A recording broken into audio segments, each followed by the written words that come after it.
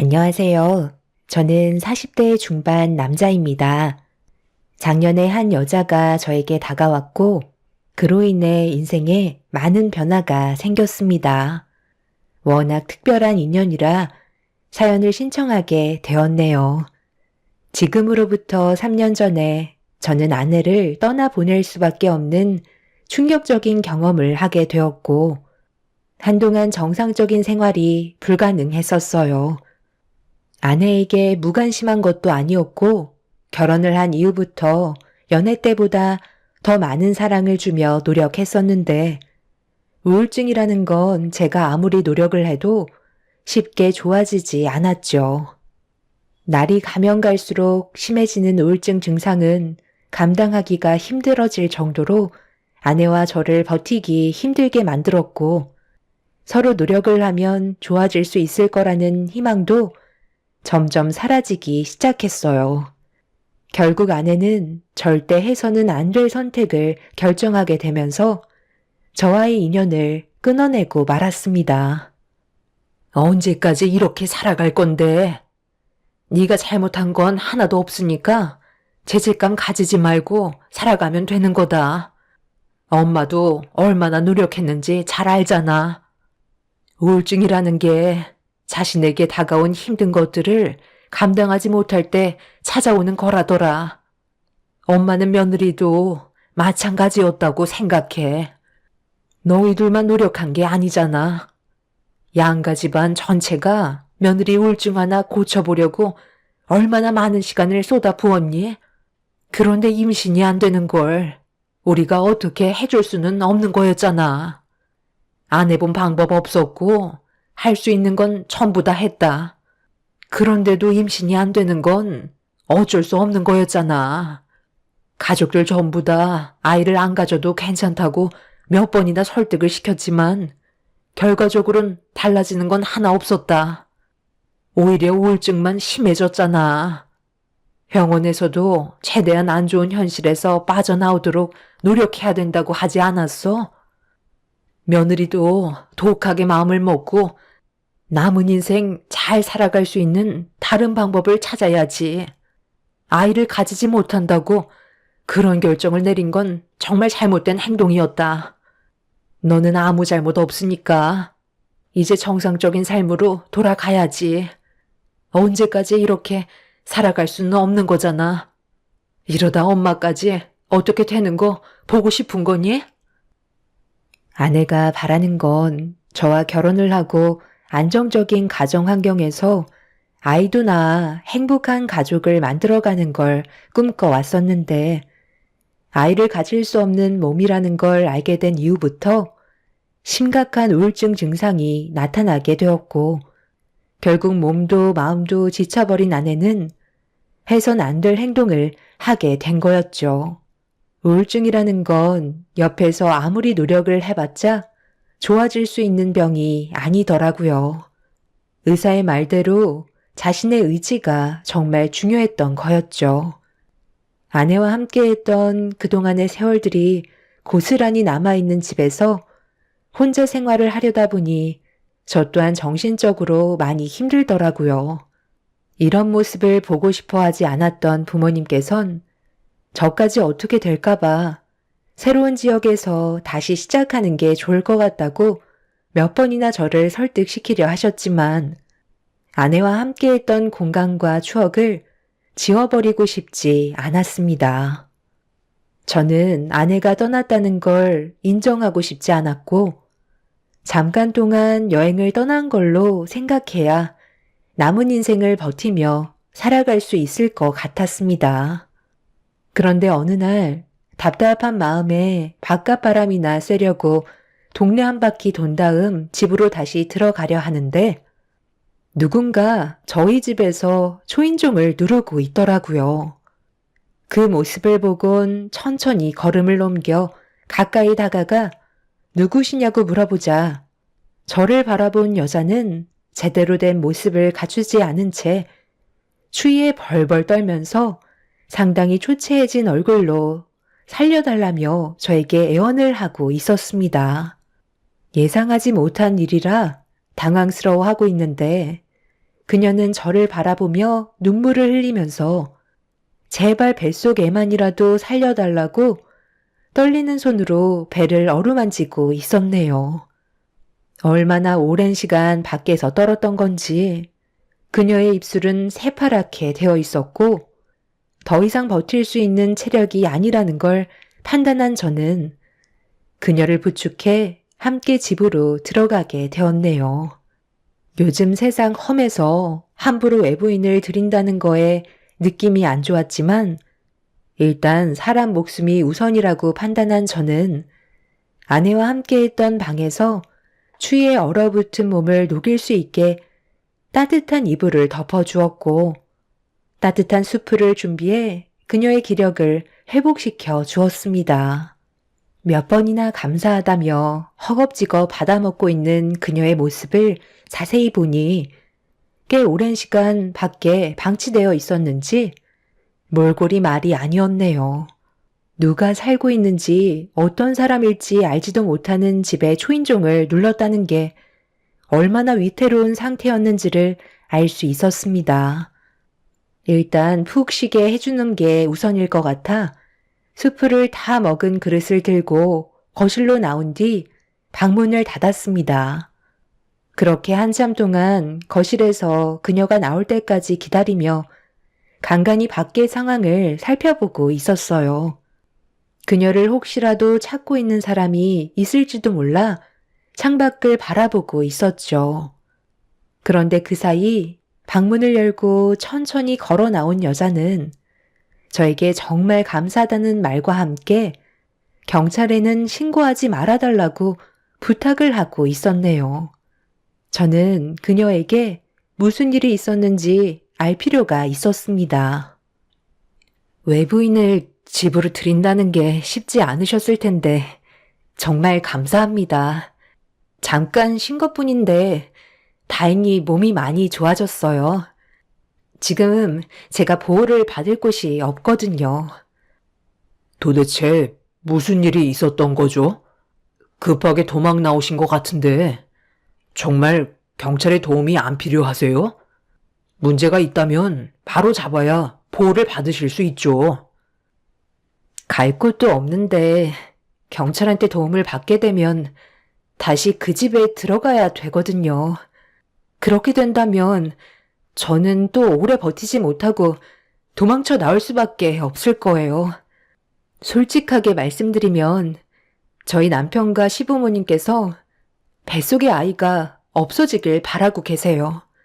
남편이 병원에 데리고 가려는 거 뿌리치고 도망쳐 나온 거예요. 너무 급하게 나와서 제대로 된 준비도 할 수 없었고 핸드폰조차 들고 나오지도 못했네요. 아마 제가 갈 곳이 없다는 걸 알고 있기 때문에 곧 제가 돌아올 거라는 걸 알고 있을 거예요.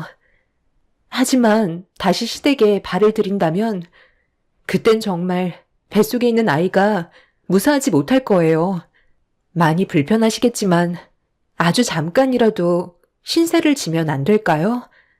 그 사람들한테 다시 돌아가고 싶지 않아요. 저와 이혼을 하길 원하고 있는데 뱃속에 있는 아이가 그 사람들의 인생에 걸림돌이 된다고 생각하는 것 같아요. 저도 부모님이 계신다면 도움을 받을 수 있겠지만 고아로 자라왔던 터라 딱히 의지할 곳도 없어요. 그런데 아내분은 어디 가셨나요? 그녀의 삶도 참 딱해 보였어요. 고아로 태어나 배우자와 결혼을 하고 임신까지 했는데 내치려 한다는 게 이해할 수가 없어 좀 더 대화를 해보니 그녀의 남편이 다른 여자가 생긴 것 같다며 좀 더 자세한 설명을 해 주었네요. 그녀는 제 아내와 비슷한 처지에 있었고 어렵게 임신을 했는데 그 사이 남편이라는 사람은 다른 여자에게 눈길을 돌렸고 시댁 집안에서 그녀를 내치고 며느리를 새로 들이려 했지만 고아로 살아왔던 그녀는 힘들게 이끌어온 가정을 깨고 싶지 않아 이혼을 하지 않고 버티고 있던 거였습니다. 그러다 안 좋은 상황까지 가게 되면서 결국 도망을 칠 수밖에 없었던 심각한 상황까지 오고 말았던 거였죠. 그녀의 말을 듣고 있던 저는 아내가 더 이상 곁에 없다는 상황 설명을 해준 뒤 당분간 집에서 쉴 수 있게 방 하나를 마련해 주었고 같은 공간에서 지내는 게 많이 불편해질까봐 저는 어머니에게 전화를 한 뒤 현재 제가 겪고 있는 일에 대해 설명을 해 드렸습니다. 어머니는 급하게 저희 집으로 오셔서 그녀를 불쌍히 여겨주셨고 제가 할 수 없는 것들을 도와주셨습니다. 그녀도 저희 어머니가 집에 머물러 계시자 어느 정도 긴장이 풀렸는지 안색도 많이 좋아졌고 몇 번이나 감사하다는 말로 자신의 마음을 표현했네요. 어머니는 살다 보니 별의별 일을 다 겪는다고 그녀를 딸처럼 대해주셨어요. 임신한 몸이기 때문에 먹을 걸 잘 챙겨 먹어야 한다면서 영양가 있는 음식들을 항상 준비해 주셨습니다. 그녀는 제 아내가 사용하던 물건들과 옷들을 입었는데 만약 아내가 세상을 떠나지 않고 임신한 몸이었다면 어떤 모습이었을지 상상을 하게 만들 정도로 그녀의 모습에서 아내의 모습이 제 눈에 자주 보이게 되었네요. 그녀를 언제까지 보살펴 줄 수 없다는 걸 알고 있었지만 머물러 있는 동안만큼은 최선을 다했고 그렇게 지내다 보니 눈 깜짝할 사이에 몇 달이 훌쩍 지나가 버렸습니다. 그런데 어느 날 함께 모여 식사를 하고 있는데 밖에 누가 왔는지 초인종을 눌렀길래 아무 생각 없이 문을 여는 순간 저는 그녀의 남편과 얼굴을 마주하고 말았네요. 저기 죄송한데요. 뭐 좀 하나 여쭤봐도 될까요? 이 동네 근처에서 임신한 여자가 도움을 요청했었다는 소식을 접해서 지금 찾고 있거든요. 그 사람이 제 아내인데 몇 날이나 지났는데 아직까지 집에 들어오지 않아서 혹시 보셨는지 해서요. 아무것도 안 가지고 나가서 멀리 가지는 않았을 것 같은데 아시는 것 좀 있으세요? 글쎄요. 임신한 여성분들이 한두 명도 아니고 제가 그런 걸 일일이 신경 쓰면서 다닐 정도로 한가한 사람은 아니거든요. 그런데 방금 하신 말을 들어보면 그 여성분이 그쪽한테서 도망친 것 같은데 무슨 이유가 있는 건가요? 아무것도 안 가지고 나가신 거 보면 위험을 감지했다는 건데 저 같으면 알아도 알려주지 않을 것 같은데요. 이쪽 동네에서는 그런 사람 본 적 없으니까 다른 마을에 한번 가보시죠. 저는 더 할 말 없을 것 같으니 이만 문 닫겠습니다. 잠깐만요. 방금 제 눈에 좀 익숙한 게 들어왔는데 좀 비켜주시겠어요? 현관 앞에 그 신발 제 아내가 급하게 신고 나갔던 신발인데 저한테 숨기는 거 있으시죠? 그녀가 신고 온 신발이 그녀의 남편 눈에 들어왔는지 저희 집안으로 들어오려 하고 있었어요. 그 남자가 그녀를 찾아다닐 거라곤 생각조차 못했지만 신발을 숨겨야 된다는 건 더더욱 생각하지 못했었죠.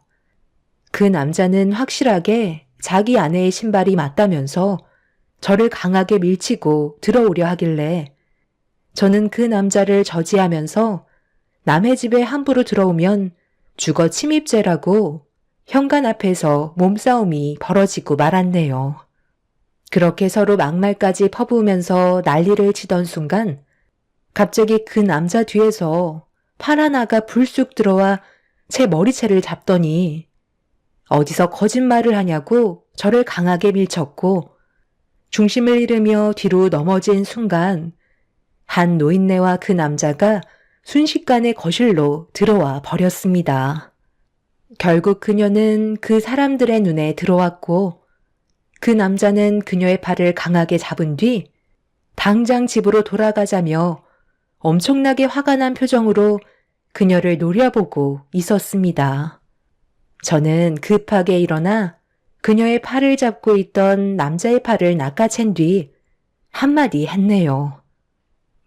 가기 싫다는 걸 왜 억지로 끌고 가려는 건데? 그쪽이 싫다잖아. 당장 내 집에서 안 나가? 남의 집에 함부로 들어오면 죽어 침입죄인 거 몰라? 그럼 남의 마누라를 몇 달 동안 숨기고 있었던 건 아무런 죄가 없을 것 같아? 그쪽이 뭔데 남의 가정서에 참견이야? 저 여자는 법적으로 내 아내라고? 법적으로 그쪽 아내이면 함부로 해도 된다는 거야, 뭐야? 저 사람의 안전이 확보되지 않는 이상 절대 내보낼 수 없으니까 당장 내 집에서 나가. 어이구, 벌써 둘이 청분이라도 났나 봐. 이 집에서 몇 달 동안 서로 얼굴 마주보며 한 입을 덮고 잤을 텐데 그럼 이거 불륜 아니야? 임신한 몸으로 너도 참 대단하다.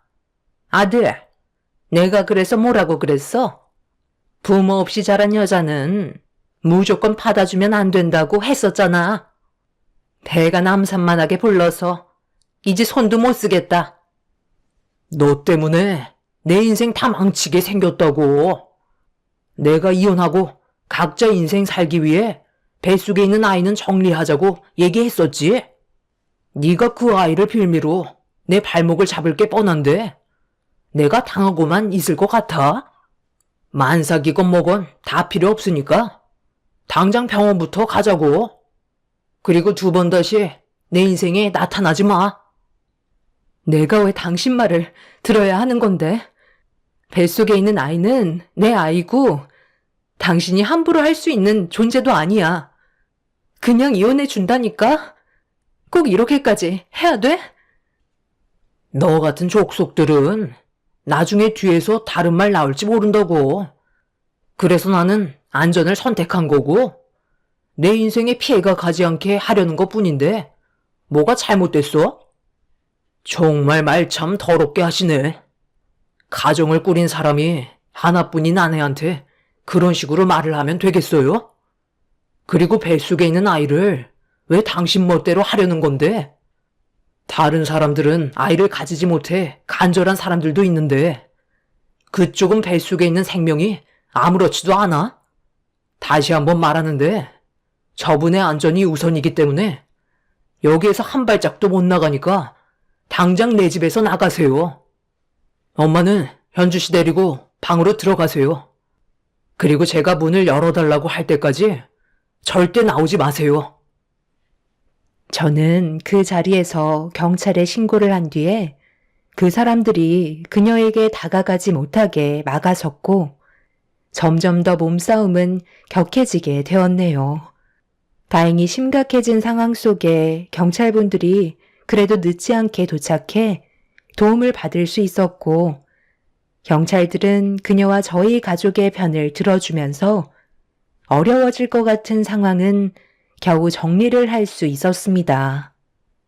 그렇게 그 사람들을 내쫓은 뒤에야 그녀가 방문을 열고 나올 수 있었어요.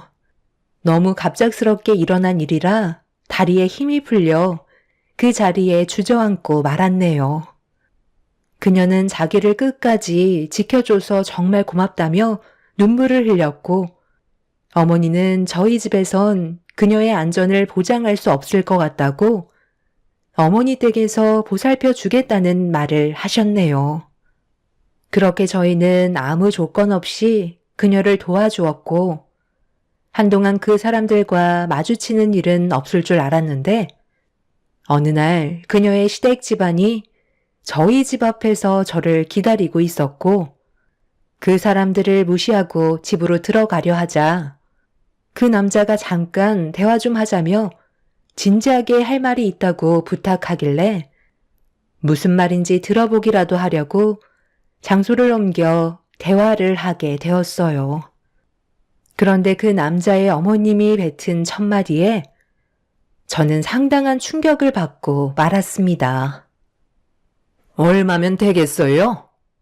저희가 달라는 대로 준비해서 줄 테니까 아이를 출산하게 되면 저한테 넘겨주세요. 그건 어려운 거 아니잖아요. 어차피 곧 출산 예정이잖아요. 도대체 이렇게까지 하는 이유가 뭡니까? 왜 그 사람한테서 아이를 뺏으려 드는 건데요? 아무런 조건도 원하지 않고 이혼을 해주겠다잖아요.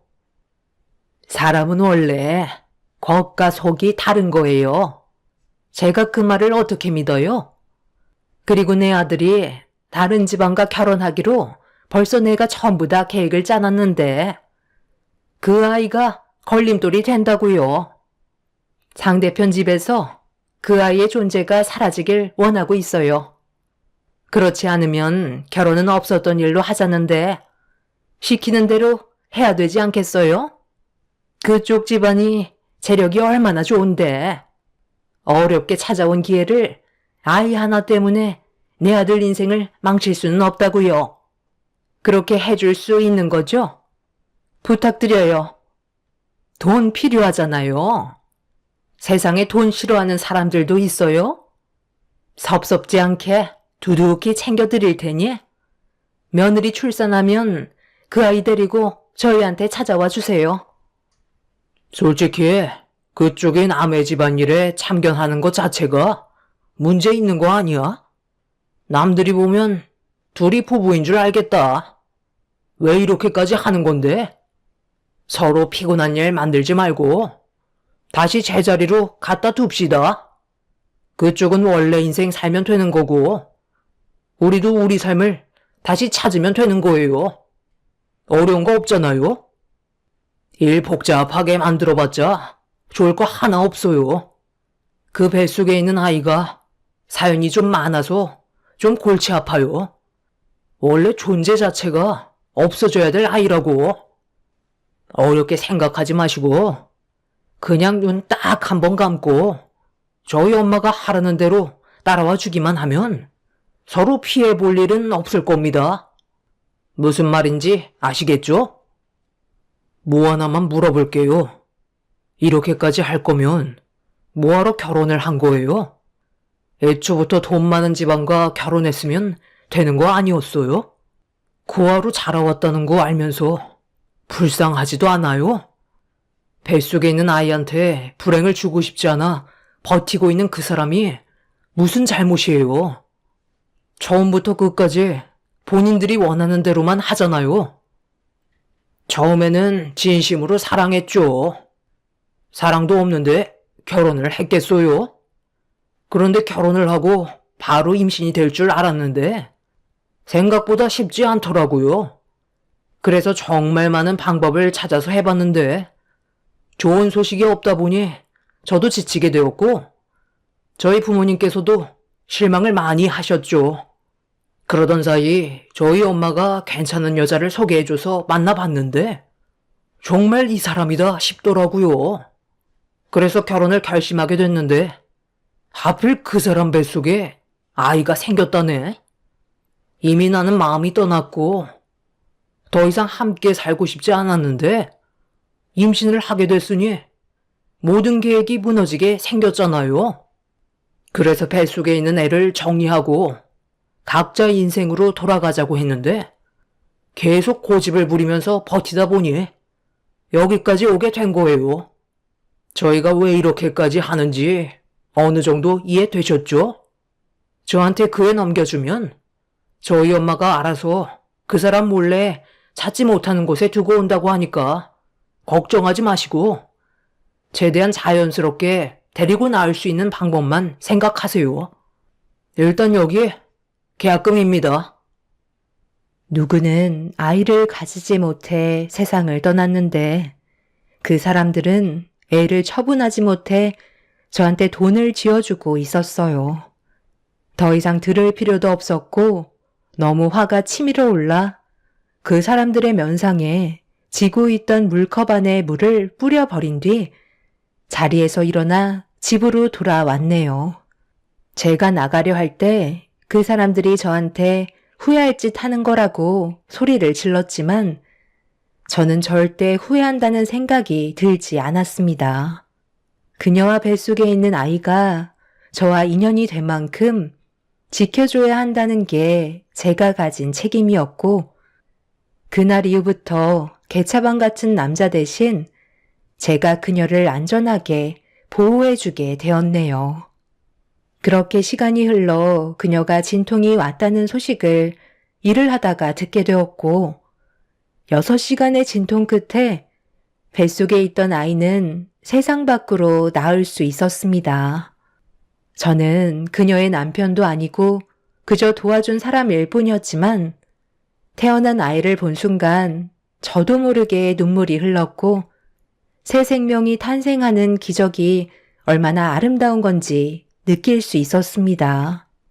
저도 모르게 오열을 하고 있자 그녀는 그동안 정말 고마웠다고 덕분에 건강한 아이를 출산할 수 있었다며 그녀 또한 눈물을 보여주고 있었네요. 그날 이후 저희 부모님 옆에서 산후조리를 받게 되었고 어느 정도 회복이 되자 그녀는 아이를 저희 부모님께 맡긴 뒤 그 사람들과의 인연을 끊기 위해 찾아갔지만 이혼이 생각보다 쉽지 않았는지 많은 어려움을 겪고 있었습니다.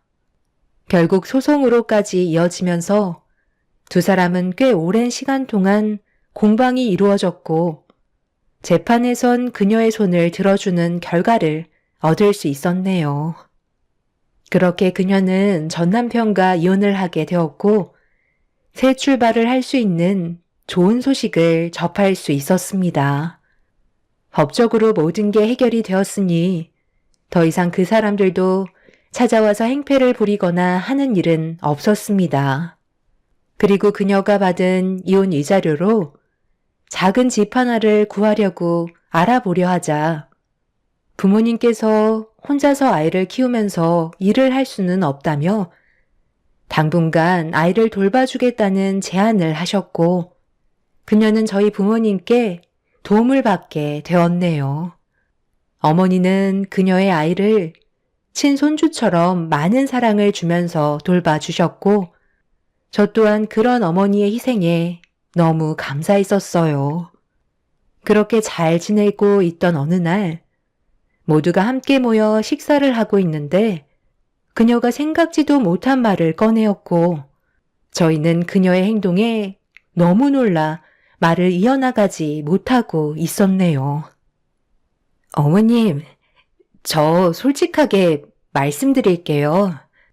그동안 서로 많은 어려움들을 겪어오면서 느낀 건데요. 저 성민 씨 옆에서 같이 살아가고 싶어요. 저희가 쉽게 맺어진 인연도 아니고 어떻게 보면 그때 도와주지 않아도 됐을 텐데 저를 진심으로 보호해 주려고 했을 때 너무 감동을 받아서 좋은 감정이 싹트기 시작했어요. 제가 이 말을 하지 않으면 너무 후회할 것 같아 말씀드리는 거예요. 아버님, 어머님께서 저를 받아주실 마음이 없으셔도 상관없어요.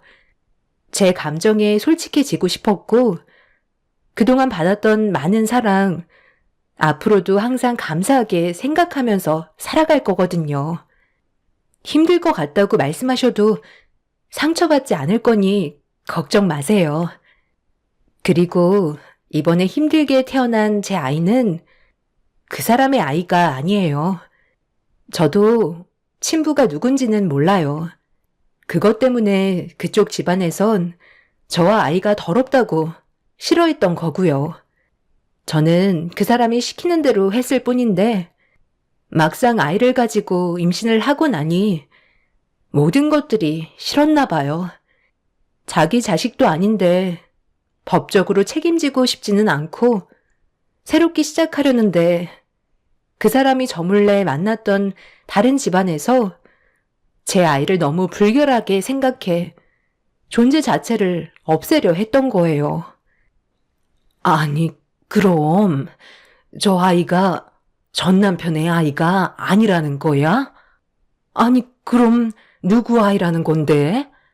혹시 다른 사람한테서 만들어진 자식이라는 거야? 그렇게도 말할 수 있겠네요. 저는 다른 사람의 것을 기증받아 임신을 하게 된 거니까요.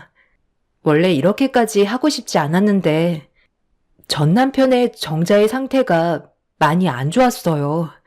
저도 몸이 좋은 편은 아니라서 계속 안 좋은 결과만 오게 되었는데 마지막이라고 생각하며 시도했던 게 예상치 못하게 임신이 된 거였죠. 그 사람은 어차피 자기 자식이 아니기 때문에 더욱더 막 행동했던 거였고 저는 그런 마음을 이겨내오며 힘들게 버텨왔던 거였어요. 그 사람이 시켜서 했던 것뿐이었는데 막상 자기 걸로는 임신이 안 되고 다른 사람 걸로 시도했을 때 임신을 하게 되니 기분이 좋지 않았나 봐요. 그래서 제 뱃속의 아이를 인정하고 싶지 않아 지우려 했던 거고 저는 그렇게 도망칠 수밖에 없었던 거였죠. 그러다 성민 씨를 만나게 됐고 지금 여기까지 오게 되었네요. 지금의 인연, 저는 단순히 스쳐 지나가는 인연으로 만들고 싶지 않아요. 앞으로 평생 가져가고 싶은 게 제 바람이고 성민 씨 옆에서 좋은 아내가 되고 싶어요. 상당히 충격적인 말들이었고 그녀의 뱃속에 있던 아이는 기증을 받아 만들어진 아이였어요. 전 남편 집안 사람들이 왜 이렇게까지 막대했는지 어느 정도 이해할 수 있는 상황이었죠. 자기 친자식도 아니니까 그런 말을 함부로 했던 거고 자기 핏줄도 아닌 자식을 호적에 올리고 싶어 하지 않았던 거네요. 저희 부모님께서는 고민을 하셨고 저 또한 그녀의 당돌함에 놀라 제대로 된 말을 하지 못하고 있었어요. 그런데 아이를 뚫어지게 쳐다보던 아버지께서 저한테 한마디 하셨고 그 말을 듣는 순간 온몸에 소름이 돋았습니다. 제가 놀란 이유는 아이가 저와 많이 닮아 있다는 아버지의 말에 머릿속으로 스쳐 지나간 과거의 일이 떠오르게 되었어요.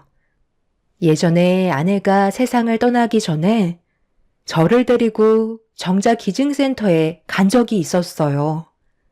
자신처럼 임신을 하지 못해 힘들어하는 사람들이 분명 많을 거라면서 그 사람들에게 도움을 줬으면 좋겠다는 말에 저도 나쁘다고 생각되지 않아 기증을 하게 되었던 거죠. 그런데 아버지께서 그녀의 뱃속에서 태어난 아이가 저와 닮았다는 말에 너무 놀라 아이를 뚫어지게 쳐다보게 되었고 제가 예전에 아내와 함께 정자기증센터에 다녀왔던 적이 있다는 말을 꺼내자 그녀와 부모님께서 화들짝 놀라며 아이와 저를 계속 번갈아가며 쳐다보더니 엄마는 혹시 모르니까 유전자 검사를 해보는 게 어떻겠냐며 저에게 물어보게 되었고 그녀도 그렇게 해보는 건 나쁘지 않을 것 같다는 말에 저와 비슷하게 닮은 아이와 저의 유전자 검사를 확인하게 되었습니다. 그리고 일주일이 지난 뒤 모두가 간절히 기다리고 있던 유전자 검사 서류가 도착을 했고 부모님께서 먼저 확인하는 순간 어머니는 말도 안 된다며 그 자리에서 쓰러지고 마셨습니다.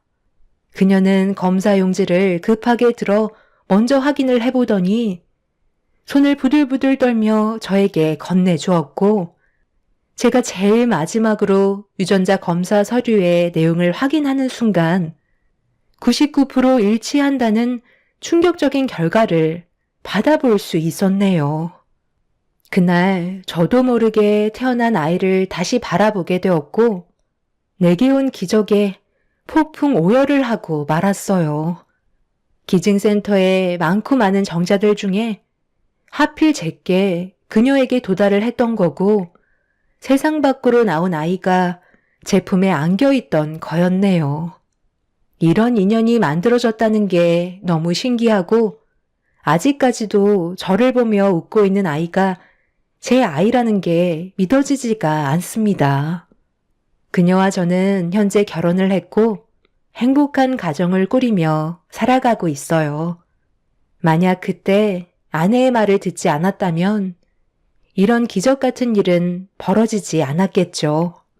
살면서 많은 경험을 했지만 제 인생에 찾아온 꿈만 같은 기적에 하루하루 감사하며 살아가고 있는 중입니다. 특별하게 찾아온 그녀와 제 아이를 위해 평생 행복하게 잘 살아가도록 하겠습니다. 여러분들께서도 저희 가족에게 많은 응원의 한마디 해주시면 정말 감사하겠습니다. 제 사연 들어주신 분들, 올해에는 하시는 일이 무엇이든 잘 되시길 바라며 언제나 여러분들의 가정에 축복이 함께하길 기원 드리겠습니다. 감사합니다. 안녕하세요. 많은 기구한 사연들을 접하고 울고 웃으며 공감한 완전 채널찐 팬입니다. 여기 글을 보고 위로를 많이 받았던지라 저도 제 이야기를 써볼까 해요. 저는 어려서부터 착하다는 말을 많이 듣고 자랐어요. 정말 착하다기보다 이런 말을 듣고 자라니 제가 더 착해져야 될 것 같더라고요. 그렇게 전 선하다, 따뜻하다는 말을 듣고 자랐습니다.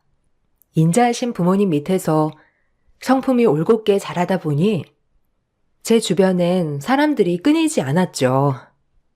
그렇게 전 고등학교 때 친구도 많았지만 누구나 그러하듯 단짝 친구가 생겼어요. 제 주변엔 늘 사람이 끊이지 않았지만 제 단짝 친구에겐 저 하나뿐이었습니다.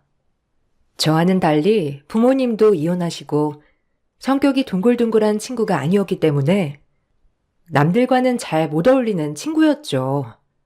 하지만 전 저에게 잘해주고 무엇보다 제가 좋아하는 친구였기에 그런 것들은 전혀 문제되지 않았죠. 제 주변에 있는 친구들은 제 단짝 친구 보고 쎄하다고 이상하다고 했지만 저한테 늘 잘해주는 친구를 보며 저는 그런 마음을 거두었어요. 사람마다 성격이 다르니까 그 성격 중 하나지 않을까라고 생각했죠. 우리 진짜 변하지 말자.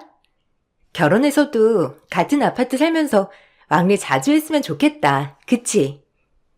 대학도 같이 다니고. 넌 공부를 잘하잖아. 너랑 같은 대학 절대 못 갈걸? 우리 엄마가 너랑 다니면서 공부 좀 배우라는데 진짜 큰일이야 나는. 그래도 너 정도면 공부 잘하는 거지. 넌 가해도 안 하잖아. 나 맨날 학원에 가해해. 못하면 집에서 쫓겨난다니까. 그래도 부러워. 이번에 시험 잘 봤어? 나는 완전 간신히 2등급 될 것 같은데. 엄마한테 혼날 것 같아. 1등급 못했다고. 제 친구 지영이는 학교에서 공부도 잘하고 성격도 좋아 인기도 많은 친구였죠. 전 평범했기 때문에 그런 지영이가 부러운 날들이 많았어요. 저희 엄마도 지영이와 친구를 맺어서 참 좋다고 했었고요. 그런데 그런 지영이에게 몇 가지 의문스러운 것들이 많았죠. 열등감인지 몰라도 항상 제가 짝사랑하고 있는 남자가 있으면 늘 먼저 가로챈다거나 혹시라도 한 과목이라도 제가 더 성적이 잘 나오는 날은 그 꼴을 못 견뎌야 했죠. 전 친한 친구라고 생각했기 때문에 이런 일들이 가끔 이해가 가지 않을 때가 굉장히 많았어요. 저보다 잘난 것도 많은 애가 왜 저를 못 이겨서 안달일까라는 생각이 들어서요. 그리고 가끔은 단짝 친구지만 제가 다른 친구들을 만나는 것을 극도로 싫어하여 조금은 갑갑하다고도 생각이 들었죠. 영어 2등급? 너 수학 몇 점인데? 아니, 지난번에 수학 망했다고 하지 않았어? 몇 개 틀렸어? 한 개 차이로 등급 갈리잖아. 아, 다행히 수학 때문에 살았지. 영어로 완전 폭망이었는데 수학이 다 맞아서 그나마 다행인 것 같아. 수학 없었으면 어쩔 뻔했냐? 뭐? 다 맞았다고? 아, 어이없어. 난 한 개 틀렸는데. 아, 짜증난다. 갑자기 그럼 나 2등급이겠네? 아, 뭐 그럴 수도 있지. 대부분 거의 다 네가 많이 맞잖아. 이번엔 내가 어쩌다가 좋았던 것 같아. 다음번엔 네가 더 잘하겠지. 아, 몰라. 나 먼저 갈게. 수학 문제 풀어야 돼. 다음번에 올백 맞으려면. 그렇게 해야지. 아, 머리 아프다. 벌써부터. 친한 친구가 시험 좀 잘 볼 수 있는 거 아닌가요? 전 학창 시절에 지영이보다 늘 성적이 낮아야만 했어요. 혹시라도 몇 점을 더 맞는 날엔 지영이가 시무룩해하는 꼴을 봐야 했죠.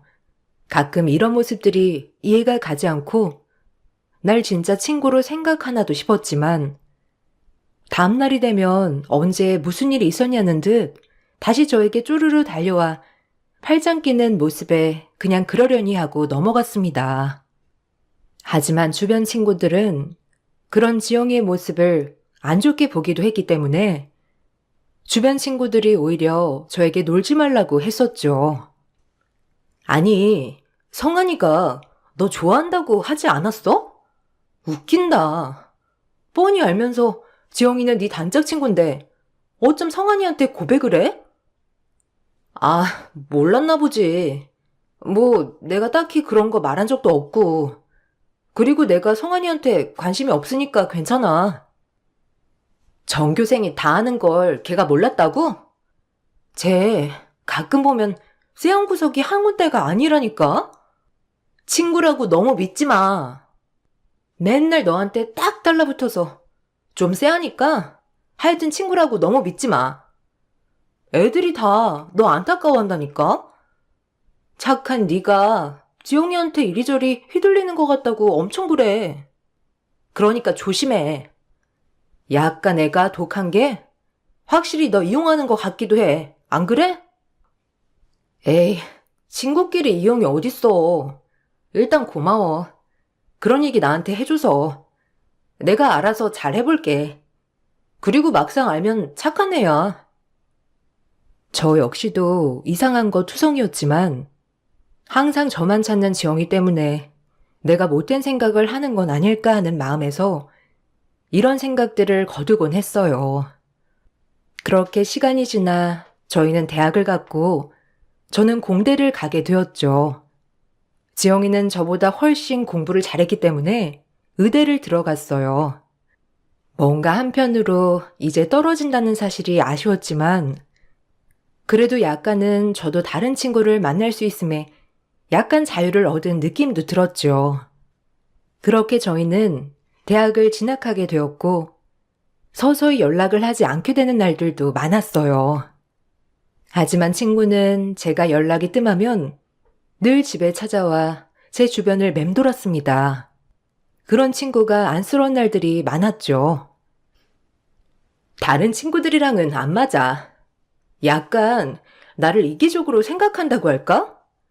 근데 넌 날 그렇게 생각하지 않잖아. 왜 그러지? 친구들이랑 얘기는 해봤어? 그래도 학교에서 친해지는 친구들도 있어야 할 텐데. 안 그럼 밥 혼자 먹어야 하잖아. 혼자 먹지 뭐. 어차피 친구는 너밖에 없는데. 너만 있으면 돼, 나는. 그러니까 너도 대학 가서 친한 친구 사귀지 마. 알겠지? 에이, 다 두루두루 어울려야지. 그리고 너는 내 제일 친한 친구니까 걱정 마. 너도 그냥 그러려니 생각해. 너무 스트레스 받지 말고. 뭐야? 두루두루? 난 너랑 제일 친하다고 생각하는데? 넌 다른 친구들이 있으니까 괜찮다는 거야? 참나, 어이없어. 아니, 그런 게 아니고. 그냥 내 말은 너 혼자 다니니까 그렇게 말한 거지. 어쨌든 너도 마음 좀 고쳐 먹어봐봐. 긍정적으로. 친구의 집착은 날이 가면 갈수록 심해졌어요. 이대로는 두어선 안 될 것 같아서 조금씩 피하는 날도 있었고요. 저는 저대로 대학 생활을 잘했기 때문에 문제는 전혀 없었어요. 그렇게 시간이 조금 흘렀고 제가 친구를 멀리 하려는 걸 친구도 눈치를 채자 더 이상 저에게 집착은 하지 않더라고요. 이제야 친구가 조금 안정을 찾았나 싶었을 무렵 저는 같은 과 선배인 남자친구가 생겼어요. 다정다감하고 성격이 좋은 남자친구였죠. 그렇게 연애도 하고 학교 생활도 하며 바쁜 나날을 보내고 있었어요. 지영이가 제 남자친구를 너무 보고 싶어 했기에 한두 번 정도는 같이 만나 놀기도 하고 그랬습니다. 그렇게 여느 연인처럼 지냈죠.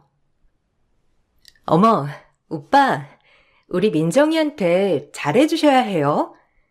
우리 민정이가 얼마나 착한 앤데, 알겠죠? 저도 공대 나올걸. 아, 그러게.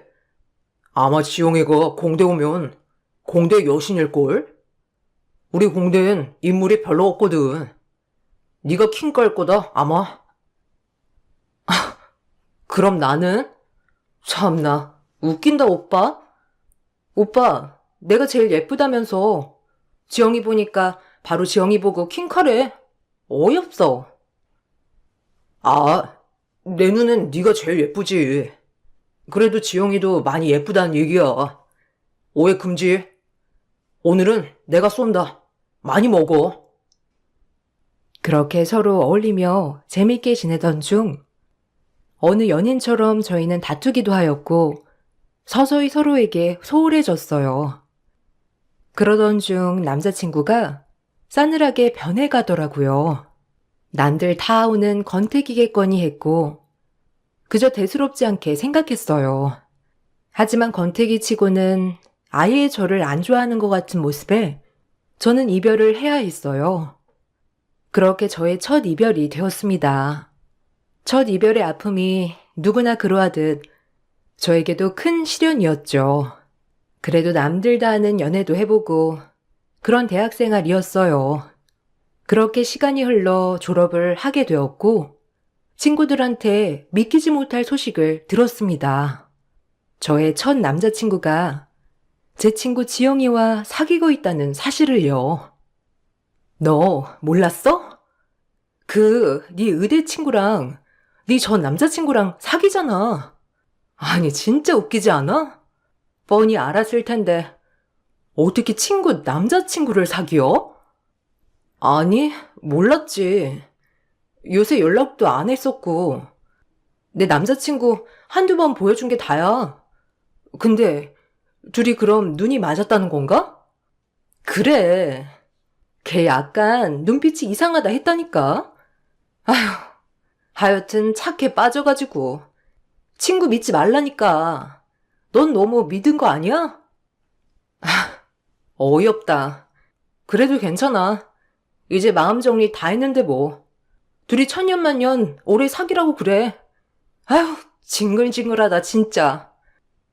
친구의 말에 뒤통수를 빡 하고 맞은 것 같았어요. 고등학교 때부터 이혼 친구가 제 전 남자친구를 만나고 있다는 사실을 알게 되자 힘이 쑥 빠지더라고요.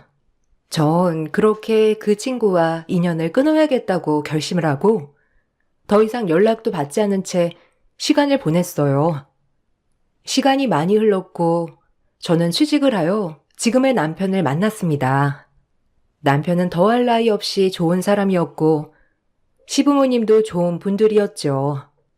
남편은 의대를 졸업하여 대학병원에서 의사를 하고 있는 스마트한 사람이었고 전 공대를 졸업하여 금융업계에 종사를 하고 있었죠. 하지만 악연인가 인연인가 남편과 결혼하는 날 전 그 친구와 다시 만나게 되었어요. 세월이 지나도 잊혀지지 않는 그 얼굴 말이죠. 같은 의사라서 그런지 제 남편 측 친구로 방문을 해줬더라고요. 신부 대기실에서 저를 보고 얼마나 반가워하던지 조금 당황했지만 그래도 시간도 많이 흘렀으니 앙금은 다 잊고 지나가자라고 생각했어요. 어머, 민정이 아니야? 민정아, 너무 반가워. 진짜 미치겠다. 어떻게 여기서 너를 다 만나니? 아니, 승수 선생님이 결혼한다는 사람이 너였구나? 어머, 나한테 연락하지. 그때 너랑 연락 끊기고 얼마나 걱정했는데. 그래도 잘 지내 보여서 다행이다. 아, 어? 고마워. 그때는 뭐 정신이 없기도 했고. 그럼 지금 남편이랑 같이 근무하는 거야? 아니면 그냥 선후배? 아, 인턴 같이 돌았었어. 그리고 지금은 과는 다르고. 아, 반갑다 진짜. 너무 보고 싶었는데 나 친구 없는 거 알잖아. 너랑 그렇게 연락 끊기고 얼마나 속상했는데. 우리 앞으로라도 잘 지내자. 우리가 얼마나 친했니, 어? 아휴, 이뻐진 것 좀 봐. 친구는 정말 과거에 어떤 일이 있었던 것도 모른 채 저를 참 반가워했죠. 당황했어요. 내 남자친구를 뺏고 그때 이후로 연락이 끊겼는데 친구는 정말 아무렇지 않은 것인지 신기하기도 했죠. 그래도 시간이 많이 지났으니 지금이야 무슨 일이 또 생기겠어 하며 애써 모른 척 했죠. 그리고 막상 이렇게 보니 반갑기도 했고요.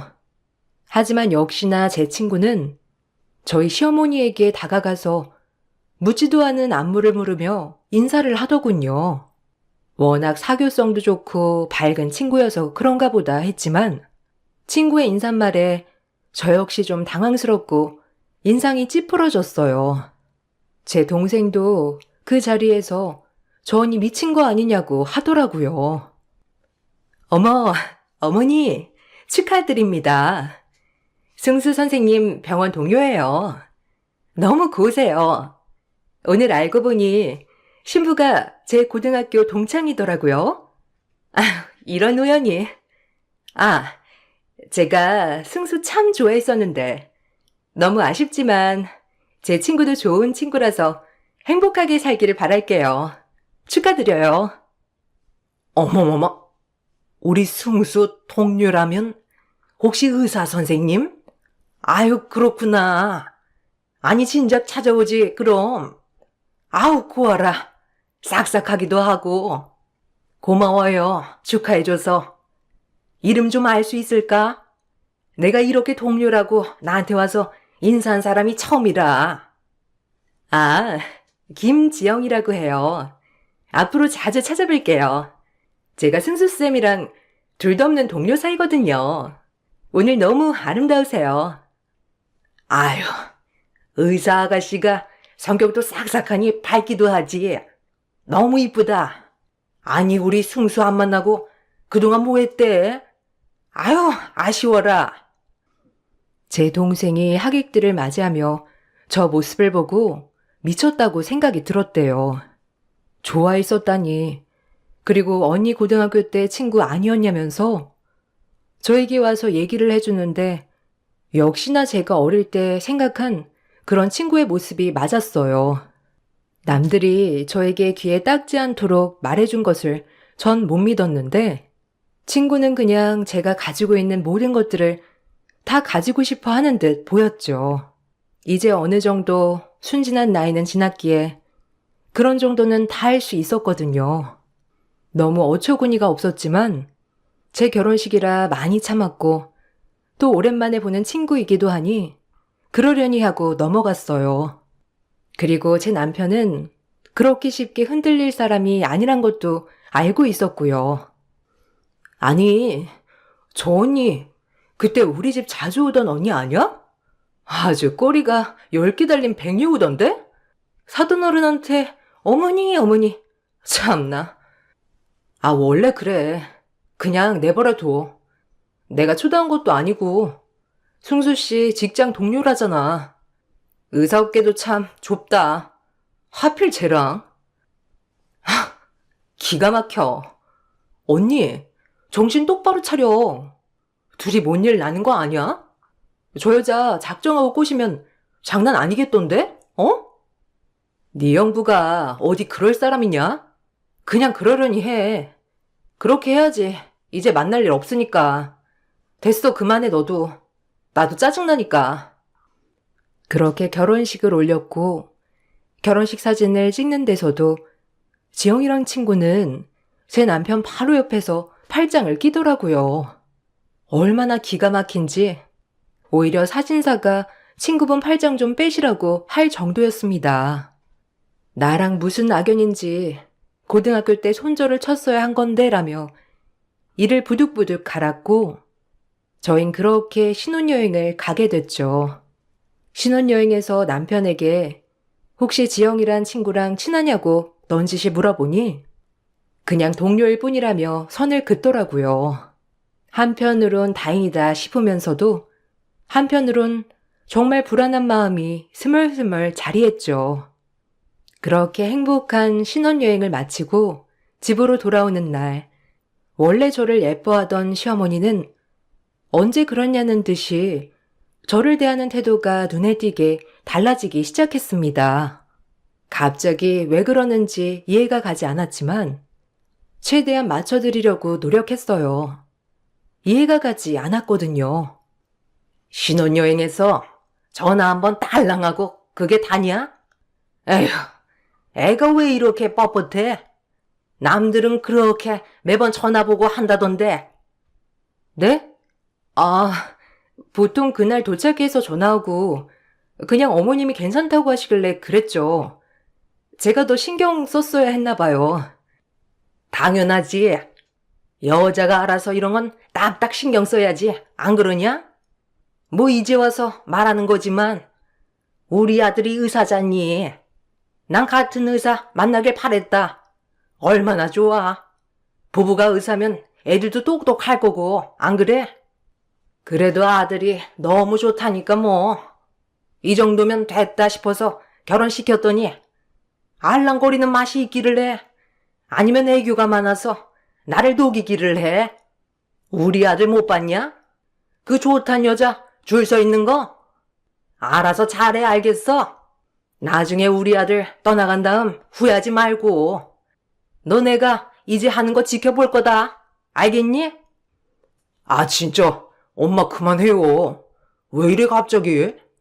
내가 전화했어도 내가 해야지. 왜 갑자기 민정이한테 그래요? 참나. 엄마 시어머니라고 그러는 거야?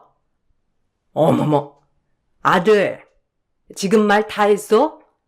우리 아들이 어쩜 그렇게 정없이 말할까? 이것도 여자를 잘 만났어야 했는데, 아휴.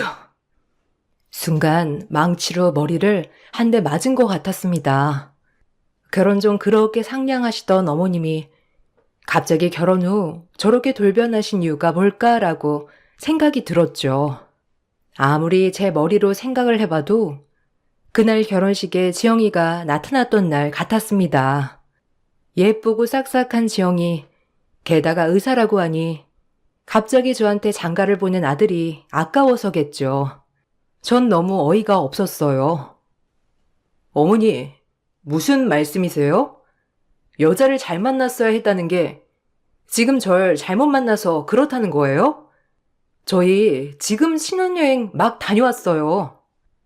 그래, 말 나온 김에 우리 아들이 어디 가서 뭐 빠지는 애냐? 네가 잘 알아 이런 말이야. 너 솔직히 의사 남편 만나서 너가 좋지 내가 좋니? 꼴랑 무슨 펀드에서 다닌다고 하더니 연봉은 의사에 비하면 그 수준이 되긴 해? 갑자기 생각나서 그런 거야. 어머니, 저 펀드에서 다니면서 승수 씨 못지않게 연봉 받고 있고요.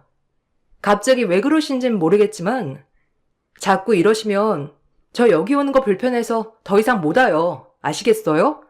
제가 전화 못 드리고 이런 거는 앞으로 신경 쓸 테니 더 이상 말씀 말아주세요.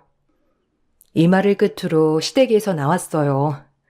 얼마나 어이가 없던지 남편도 저를 뒤따라와 허둥지둥 놀래더라고요. 아무래도 저한테 미안한 마음이 들었던지 집 가는 길 내내 제 눈치를 살피는 남편이 조금은 불쌍하기도 했죠. 괜한 고부 갈등에 새우등 터지는 것 같아서요. 미안해. 엄마가 원래 안 그러시는데 갑자기 왜 그러시지? 너 되게 좋아하셨잖아. 아무래도 그냥 갑자기 나 장가 보내놓고 마음이 헛헛하셨나? 당신이 이해 좀 해줘. 원래 나이 들면 호르몬 때문에 자기 자신이 아니라잖아. 그래야지. 나도 참을 걸 괜히 화냈나 싶기도 하고. 미안해. 자기는 아무 잘못 없는데 괜히 가운데서 난처하겠다. 아니야. 나 말고 자기가 더 놀랬지. 아휴, 우리 엄마 하여튼. 내가 나중에 잘 말씀드려볼게. 그러니까 기분 풀어. 그렇게 남편은 제 마음을 더 헤아려 주었죠. 하지만 남편이 이제 출근을 하기 시작한 뒤로 점점 더 늦게 귀가하는 날이 잦아졌어요. 연애 때도 일찍 귀가했던 신랑이었기 때문에 계속 늦는 신랑이 이해는 되지 않았지만 뭐 환자들이 늘어났나 싶기도 했죠. 그렇게 결혼 생활을 이어갈 무렵 임신을 했습니다. 아주 축복 같은 임신이요. 얼마나 기쁘던지 한 아이의 엄마가 된다는 마음에 덩달아 신나기도 하고 무섭기도 하더라고요. 그래도 너무 행복했죠. 우리 가정의 완전체가 된다는 것이. 하지만 임신을 한 저를 시어머니는 못마땅히 여기셨어요. 남편도 썩 좋아 보이진 않았고요. 너무 당황스러웠어요. 아니, 안 기쁜 거야? 어머니, 안 기쁘세요? 어머니 손주 생겼어요. 당신 아이 생겼다고. 난 오늘 얼마나 놀랬는데. 아휴, 살기도 팍팍한 세상 애까지 생겼으니 어쩜 좋노. 재혼을 하더라도 그렇지. 네? 지금 재혼이라고 하셨어요? 지금 승수 씨 재혼까지 시킬 생각하고 계셨다는 거예요? 아, 당황스럽네요. 매번 그렇게 생각하셨다는 게 소름 돋고요. 자기가 말해봐. 자기도 알았어? 어머님이 우리 이혼 바라시고 계시다는 거? 기가 막혀. 그게... 다 내 잘못이지. 엄마, 그만해요. 민족이 놀래서 쓰러지겠다, 네? 나중에 내가 천천히 설명할게. 뭘 천천히 설명해. 지금 말해. 그냥 열받으니까. 둘이 지금 뭐 숨기고 있는 거야? 빨리 말해. 숨기고 있는 거. 안 그러면 나 용서 안 해? 제가 재촉을 하자 남편은 마지못해 말을 꺼냈어요. 정 그 말을 듣고 기함하는 줄 알았습니다. 이렇게 어이가 없는 일이 일어날 줄은 정말 꿈에도 몰랐었고 남편의 입에서 저 말을 들으니 정말 살 희망이 없어지더군요. 얼마나 어이가 없던지 놀랄 노자였죠. 사실 나 만나는 여자가 있어. 금방 정리하려고 했는데 그게 잘 안 됐어. 미안해. 진짜 정리할게. 용서해줘. 뭘 정리를 해? 뭐? 지금 여자가 있다는 거야? 우리 결혼한 지 아직 5개월이야. 그새 여자가 생길 수가 있어? 결혼 전부터였니? 어머님도 알고 있었고? 그럼 난 뭐야? 나 가지고 논 거야 지금 둘이? 기가 막혀. 당신이 어떻게 나한테 이럴 수 있어? 아유, 소리 좀 그만 질러라. 남자가 사회생활하다 보면 그럴 수가 있는 거지. 그렇게 애를 쥐잡듯 잡아대니? 그만해. 정리 안 되지 않니? 제가 악을 쓰고 오히려 소리를 질러대자 시어머니는 저에게 그만하라고 냅다 소리를 지르셨어요. 뻔뻔하기도 짝이 없었죠. 뭐라고요? 당신이 그러고도 어른이야? 아들이 잘못된 길로 가면 혼을 내서라도 바로 잡았어야지. 그걸 눈 감고 모른 척해? 왜요? 저보다 더 능력이 좋았나 보죠? 그렇게 바라시던 의사예요? 승수 씨가 만나는 사람이 의사냐고요? 의사 노래를 부르더니. 이렇게 악을 쓰다 문득 스쳐 지나간 사람이 제 친구 지영이었어요. 설마 아닐 거라 생각은 했지만 혹시나 했죠. 갑자기 그때부터 어머님이 변한 것도 그렇고 남편의 늦은 귀가까지 모든 것이 추리 맞추듯 퍼즐이 맞춰졌으니까요. 끝까지 악연이구나 생각했어요. 혹시 김지영이니? 네 동료 의사 김지영? 내 고등학교 친구. 맞아? 이 미친년 놈들을 그냥 내가 가만둘 줄 알아? 아, 미안해. 아니, 정리할 거야. 그러니까 진정해. 태교야 안 좋아, 어? 내가 진짜 싹 정리할게. 한 번만 봐줘. 그리고 나 심장 안 좋은 거 알잖아. 그만 소리 질러, 어? 나 진짜 이러다 놀라겠다. 그러니까 제발 한 번만 봐줘. 정리할게. 제발, 어? 그래. 너 그만 좀 해라. 우리 아들 잡을 일 있냐? 가뜩이나 심장도 안 좋은 애를 가지고 아주 쥐잡듯이 잡네 잡어. 역시 남편의 바람 상대는 그 친구가 맞았고요. 전 정말 망연자실했어요. 남편이 싹싹 빌고 정리를 한다는 말에 아이를 생각해 이번 한 번만은 넘어가 주기로 했습니다. 맘 같아선 바로 이혼을 하고 싶었지만 뱃속의 아이 때문에 차마 이혼이 되지 않더라고요. 시어머니 또한 괘씸했지만 한 번만 눈 감고 넘어가기로 했어요. 정말 내 인생에 단 한 번뿐인 용서라고 생각했죠. 기가 막히지만요. 전 그리고 친구에 대해 알아보기 시작했습니다. 어떻게 살고 있으며 아주 작정하고 꼬신 것 같기 때문에 용서할 수 없었죠.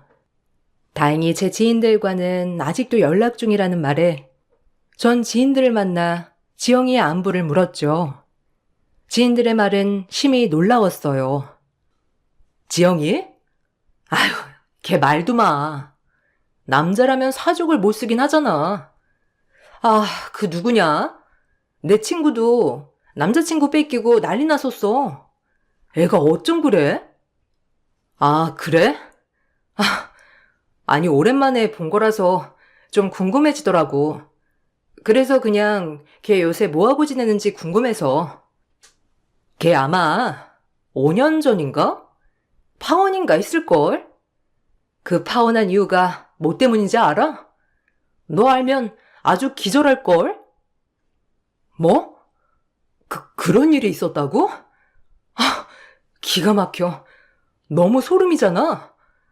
찜찜하고 그런데 그렇게 웃으며 잘 지내고 있는 거야?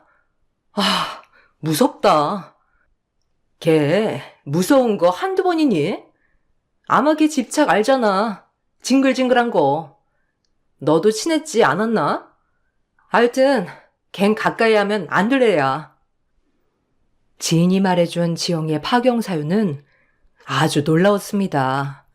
놀랍다기보다 좀 끔찍하기도 하고 꺼림칙했죠. 보통이 아니구나 생각했어요. 그리고 전 본인의 잘못을 정말 반성한다는 그 남편의 말을 한 번만 믿어보기로 하기도 했고요. 그렇게 남편은 정리한 듯 보였고 태교하는 10개월 내내 제 옆에서 떠나지 않았어요. 정말 정리했구나 싶은 마음이 들기도 했죠. 하지만 불안한 마음은 가시지 않았습니다. 그렇게 아이를 낳는 날이 되었고 양수가 터져 배가 아프기 시작하는데 남편은 연락이 되지 않았습니다. 전 불길한 마음도 들었지만 일단 뱃속의 아이를 먼저 생각해야 했기 때문에 혼자 구급차를 타고 산부인과에 도착했어요. 가진 통 내내 연락이 되지 않는 남편이 얼마나 괘씸하고 분하던지 전 그렇게 혼자 아이를 낳았습니다. 아이를 낳고 별의별 생각이 다 들었죠. 정말 이럴 수가 있나 싶기도 하면서 끝을 내야겠다고도 생각이 들었어요. 그리고 제 해산하는 날 시어머니만이 얼굴을 비추고 제 속을 뒤집더군요. 수고했다. 애 낳느라 고생도 했고. 근데 다름이 아니고 위자료 1억 주마. 그냥 깔끔히 애랑 너랑 사라져 주렴. 너만 없으면 지영 양이랑 우리 아들 행복하게 산다는데 그렇게 방해하면 좋으니? 내가 부탁할게. 그냥 이혼해줘 깔끔히. 어? 내가 지영이랑 우리 승수 호주 보냈다. 여행 좀 하고 오라고. 이래야 너도 정이 떨어질 거 아니냐?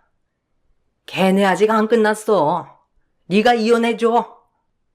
정말 저랑 승수 씨 이혼을 원하세요? 어머니 후회 안 하시죠? 정말 괜찮으시겠어요? 지영이가 어떤 애인 줄은 아시는 거예요? 전 지인에게 들은 지영이의 전 남자친구의 파경 스토리를 전하려던 찰나 시어머니에게 벨이 울렸습니다. 그리고 시어머니는 그 전화를 떨군 채 말을 잇지 못하였죠. 제가 전화를 집어들어 받으니 대사관이었습니다. 호주에 있던 한국 대사관이요. 저의 남편이 사망했다는 말을 듣고 너무 놀랐죠. 그리고 어머니는 졸도를 하였어요. 전 아이를 낳자마자 남편의 상을 치러야 했습니다. 남편은 심장마비였어요.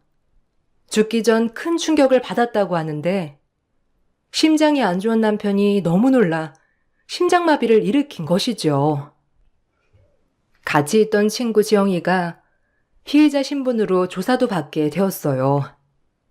경찰의 말이 너무 웃기더라고요. 이제 둘이 새 출발을 하려고 서로의 과거 얘기를 하는데 지영이의 파혼 소식을 듣고 남편은 충격을 받은 듯 했어요. 그 파혼 스토리가 아주 대단했거든요. 눈물이 나기도 하면서 어처구니가 없더라고요. 이미 마음의 정리를 여러 번 해서인지 참 원망스럽단 말밖엔 안 나왔죠. 그리고 상을 치르는 동안 정신이 든 어머니한테 이 말을 남겼어요. 어머니는 제 말을 듣고 망치로 머리를 쾅하니 맞아 보였죠. 지영이 믿으신다고 했죠? 지영이 전 남자친구랑 파혼했다는 소문은 모르시나 봐요. 뭐 떠도는 소문이긴 한데 지영이 전 남자친구가 장애 등급 받은 건 아세요? 왜 받았을까요? 남자친구 절대 어디 못 가게 하려고 일부러 교통사고를 냈다고 하는 말이 있어요, 어머니. 그 정도로 걔가 학교 다닐 때부터 사람한테 집착이 심했던 애예요. 막상 장애 등급 받으니 자기는 갖기 싫어졌겠죠. 그리고 파혼한 거고요. 승수 씨도 과연 지영이랑 결혼했으면 무사했을까요? 원래 매일 남이 가지면 그 꼴을 못 보는 애니까 승수 씨도 제가 갖는 게 싫어서 꼬신 거겠죠. 참, 호주에서 죽은 것도 아이러니하네요. 뭐야? 그런 애였다고? 아휴, 기가 막혀. 아니, 파혼까지 안 년이? 지금 뭐가 깨끗하다고 우리 아들을 꼬시길? 그년이 우리 아들을 그 지경으로 만든 거야, 그럼? 아우, 분통해. 우리 아들, 아까운 우리 아들 어쩌누? 여자 잘못 만나. 어떻게 한다니 우리 아들 불쌍해서. 저기요, 말씀은 똑바로 하셔야죠. 심장마비라잖아요. 그리고 그년 좋다고 해벌쭉한 게 누군데. 이제 와서 당신도 가증스러워. 모든 게 당신 욕심에서부터 시작된 거야. 나를 만족 못하고 의사 며느리 얻고 싶어 환장할 땐 언제고. 왜 과거에 있는 며느리는 싫은가 보지? 그냥 당신 복이라고 생각해. 당신 욕심이 화를 부른 거야. 뭐? 1억이면 되겠냐고? 기가 막혀. 다신 우리 애랑 나 볼 생각 마요. 심장도 안 좋으면서 서로 과거 얘기를 꺼내다가 지영이가 자기 약혼자가 장애 등급 받은 걸 알았겠지. 그게 본인한테 큰 충격이었을 거고, 안 그래? 지발등 지가 찍은 거지. 어머님, 아니 아줌마, 다 인과응보예요. 그냥 받아들여요. 대신 나랑 우리 애는 절대 볼 생각 말고. 그래도 우리 소녀는 내가 봐야지. 하나뿐인 우리 소녀인데 나한테 얼굴도 안 보여주겠다는 거냐 지금? 말이 돼? 당연하지. 어디 감히 우리 딸을 볼 생각을 해? 절대 못 볼 줄 알아. 당신은 1억으로 우리 애를 포기한 거나 마찬가지니까. 어머니는 제 말을 듣고 망연자실하였고 그 여자를 찾아간다고 난리가 나셨죠. 정확한 이유는 그 여자만이 알 거니까요. 전 아직 이혼을 하진 않았기 때문에 남편이 가진 재산을 전부 상속받았습니다. 뭐 많지는 않았지만 딸아이와 함께 생활할 때 그게 어려움이 없이 살 수 있는 정도로요. 장례를 다 치르고 몸도 추스르고 나니 마음이 참 그렇더라고요. 이미 나한테 너무나 큰 실망감을 준 남편이라 그런지 믿기도 하면서 원망스럽기도 하고 전 그리고 시어머니와 연락을 아예 끊었어요.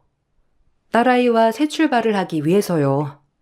그리고 그 지영이란 친구도 병원을 그만뒀다고 합니다. 시어머니가 직장까지 쫓아와서 머리끄덩이를 잡고 난리가 났다고 해요. 자기 아들 죽을 때 같이 있었으니 이유를 대라면서요. 그리고 시어머니의 집착으로 그 친구는 경찰 조사를 다시 받았더라고요. 그 전 약혼자가 참고인으로 조사를 오고요. 듣기론 지영이는 교통사고도 사주했고 일부러 장애 등급을 받게 했다고 하더라고요. 이런 이야기를 전해 들으니 정말 무섭다는 생각밖엔 안 들었어요. 결국 그 친구는 그 교통사고 사주가 참작이 되어 살인을 사주했다는 죄목이 추가되어 구속 입건되었습니다. 구속 입건되어 경찰이 전달한 내용이 남편이 심장마비로 죽은 이유도 지영이의 핸드폰에 그 전 남친의 교통사고 가해자가 협박을 했다고 하더라고요. 그 전화를 엿듣고 남편이 과거 이야기를 똑바로 하라면서 말하다가 듣고 심장마비로 죽음을 맞이한 거죠. 아마 형을 살고 나와도 절대 정상적으로 살진 못할 거예요. 시어머니 성격에 지구 끝까지라도 쫓아갈 거거든요. 지금은 그로부터 시간이 많이 흘렀어요. 전 아픔을 잊고 지금은 현실에 만족하며 살아가고 있어요. 주변에 거림직한 사람이 있으면 절대 상종하지 않는다는 것도 포함해서 성격이 많이 변했죠. 남을 절대 믿지 않게 됐거든요. 이 각박한 세상, 딸아이를 혼자 키우기에 무섭기도 하지만 사랑을 많이 주면 괜찮을 거라고 확신하며 키우고 있습니다. 여러분들도 힘내시고 항상 웃는 날만 있기를 바랄게요. 감사합니다. 안녕하세요. 저는 58세의 나이에 아들과 함께 살고 있는 엄마입니다. 사람들의 마음에는 선과 악이 존재하잖아요. 그런데 얼마 전 저에게는 선보다 악이 더 큰 비중을 차지하고 있다는 걸 느끼게 되었고, 거울에 비친 자신을 보게 된 날, 결국 실망스러운 모습에 눈물을 흘리고 말았습니다.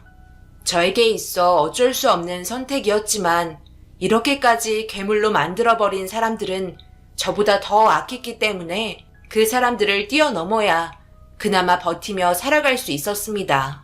지금도 그때의 사건을 기억하고 싶지는 않을 정도로 정말 끔찍했어요. 여기에 사연을 올려 그 사람들이 얼마나 악한 사람들인지 알려드리고 싶네요. 끝까지 들어주시고 제가 잘못된 건지 판단해 주시기 바랍니다. 아들이 결혼한 지 5년차 되었을 때 몸에 이상한 반응이 오기 시작했는지 가끔 얼굴을 보면 많이 부어 있는 것 같고 피로해 보이길래 괜찮냐고 물어봤어요. 요즘 일이 많이 바쁜 거야? 얼굴이 안 좋아 보이는데 병원은 가봤니? 돈도 중요하지만 몸이 망가지면 전부 다 잃는 거야. 어머님, 하나밖에 없는 아들이라고 너무 감싸고 들으신다. 걱정하지 마세요. 몸에 전혀 문제 없고 잘 지내고 있는걸요? 요즘 몸이 좀 붓고 있긴 하지만 제가 봤을 때 힘쓰는 직업이라 피곤해서 그런 것 같아요. 최근 들어 다리에 쥐가 자주 나긴 해도 일시적이기 때문에 크게 신경 쓸 만큼 몸에 문제가 있는 것 같진 않네요. 주말에 푹 쉬면 그나마 좀 괜찮아지는 것 같아요. 어느 순간부터 아들의 몸이 별로 좋아 보이지 않아 걱정이 되기 시작했어요. 하지만 매일 얼굴을 볼 수 있는 것도 아니라서 며느리에게 신경 좀 써달라며 걱정되는 마음으로 부탁했습니다.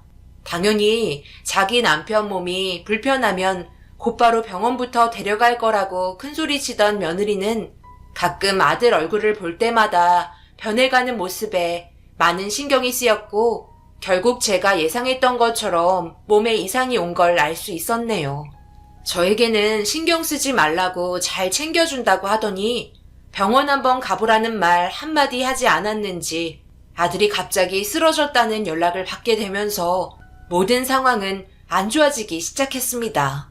아들은 병원에 찾아가기보다는 자신이 유지했던 생활 습관에 문제가 있다고 판단해 식단에 많은 신경을 썼지만 근무를 하던 도중 쓰러지게 되었고 병원에서 진단 결과 만성 신부전증이라는 병명을 얻고 말았네요. 몸을 이렇게까지 망가지는 동안 한 번도 병원에 올 생각을 하지 않았다는 게 정말 한심하군요. 신장의 기능이 5단계로 나누어져 있는데 지금 환자분의 신장은 3단계로 만성 신부전증에 진입한 상태입니다. 제가 봤을 때는 투석이 필요할 정도로 많이 안 좋은 상황이고 제대로 된 치료를 받지 않는다면 5년 이후의 생존율이 40% 정도밖에 되지 않을 정도로 절대 쉽게 봐서는 안 될 질환이기 때문에 지금 당장 입원하셔서 치료 절차 밟으세요. 아시겠죠? 보험이 있긴 하지만 병원비도 만만치 않은데 굳이 입원을 해야 되는 거예요? 약 먹고 투석받으면 되는 거 아닌가요? 아내분 맞으시죠? 의사인 제가 지금 남편분의 몸 상태가 좋지 않다고 분명히 말씀드렸는데 병원비가 걱정인 거예요. 너무 황당해서 말이 안 나오네요. 콩팥의 기능이 지금 50% 이하로 떨어져 있어서 아주 심각한 단계로 언제 어디에서 심장마비를 일으킬지 아무도 모르는 상태인데 너무 쉽게 보고 계신 것 같아 할 말이 없습니다. 무조건 입원하셔서 급한 불부터 끄시죠. 예, 너 일로 좀 와봐라. 너 몸 아프지 않다고 우리 아들 돈 나가는 걸 벌써부터 걱정하는 거야? 목숨보다 돈이 중요하니? 한두 푼 아껴서 국 끓여 먹을 것도 아니고 입원을 하라는 의사의 말을 네가 감히 무시해? 저번에도 병원 데려가 보라고 얘기했지? 전부 다 돈이 아까워서 병원도 데려가지 않은 거야? 결혼했고 서로 평생을 함께할 배우자이면 당연히 신경을 써야지. 거참 말 너무 섭섭하게 하시네. 제 딸이 그렇다고 지금 결혼 생활 못한다는 거예요? 금전적으로 힘든 상황이니까 부담이 돼서 다른 방법을 찾아볼 수 있는 거지. 그것 가지고 지금 너무 뭐라고 하시는 거 아니에요? 자기 아들만 자식인가? 제 딸도 똑같은 자식이에요. 저도 정상적인 남자에게 시집 보내고 싶었지. 평생 투석받아야 될 남자한테 시집 보내고 싶었겠어요? 설마 자기 아들 결혼 못할까봐 이 사실을 숨기고 접근한 건 아니겠죠? 누가 제일 고생을 많이 하겠어요?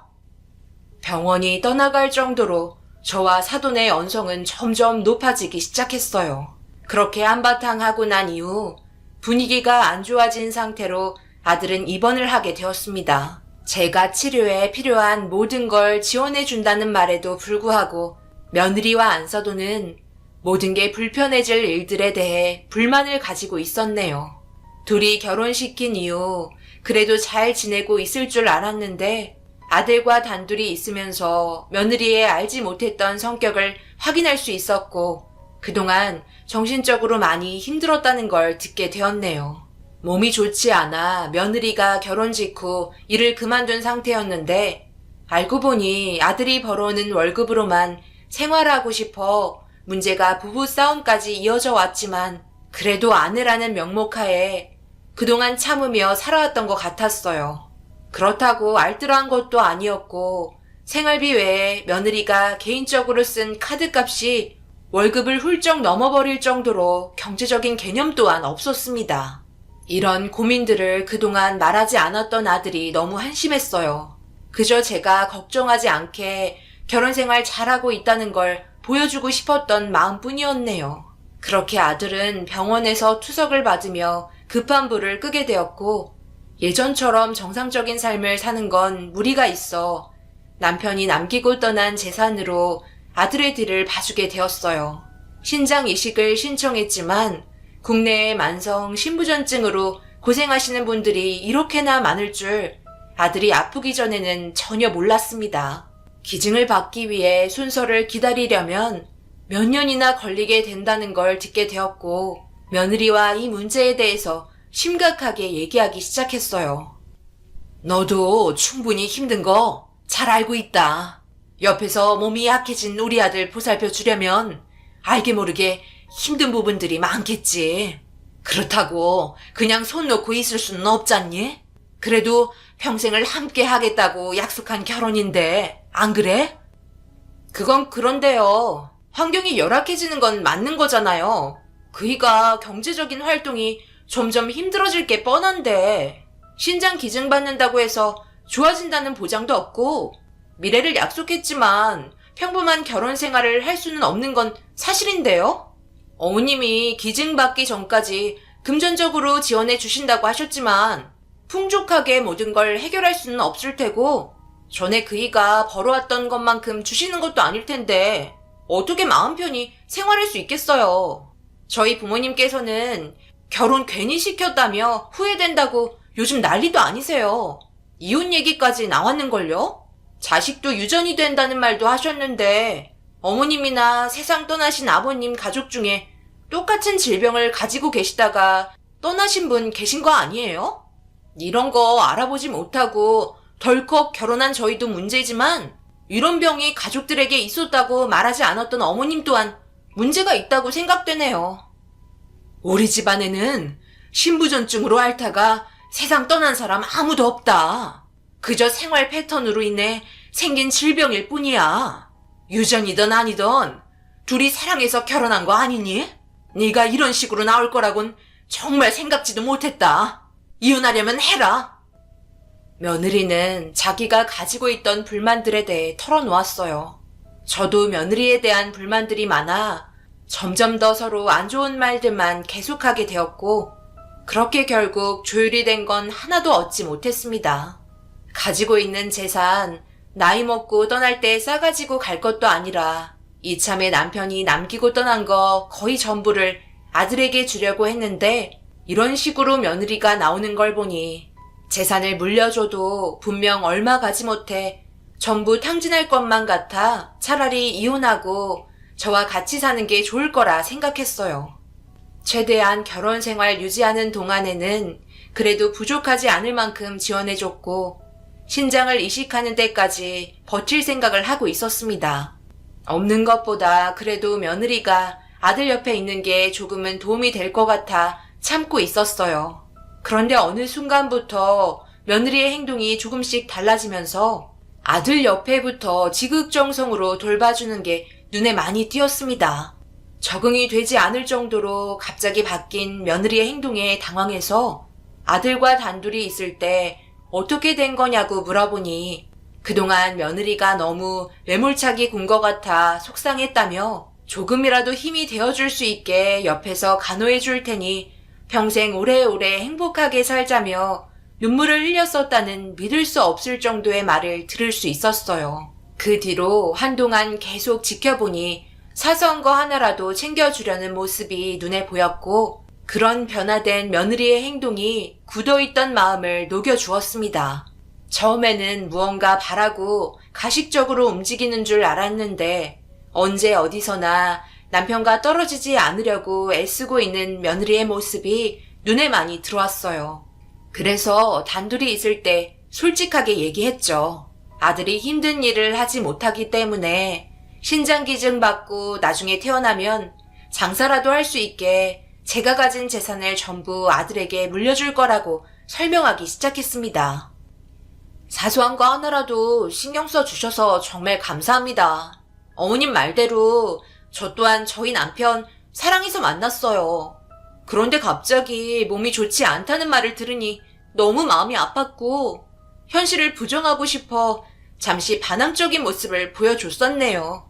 며느리로서 좋은 모습만 보여드려야 했는데 그렇지 못해 죄송해요.